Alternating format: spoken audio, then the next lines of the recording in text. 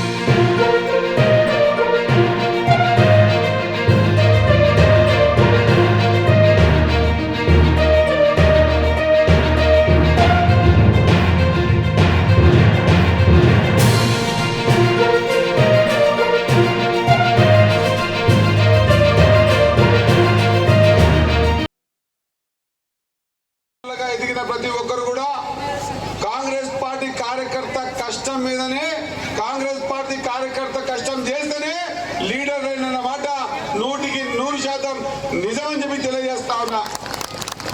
ఏ leader కూడా ఎమ్మెల్యేకి ఆ షేర్ మార్కెట్ పోయి అది సూపర్ మార్కెట్లో లేకుంటే ఇండియాలో కొనుక్కొచ్చే విషయం కాదు ఇది.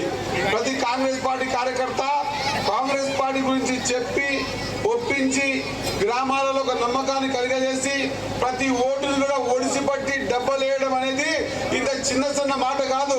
అటువంటి సందర్భాన్ని గుర్తు చేస్తూ కర్నెల కూడా ఇంత పెద్ద ఎత్తున దాన్ని ఆదరించినటువంటి మీ అందరికీ మనస్ఫూర్తిగా మరొక్కసారి ధన్యవాదాలు తెలియజేస్తా ఉన్నా. ఒక్కసారి ఆలోచన చేయాలి. రాహుల్ గాంధీ గారు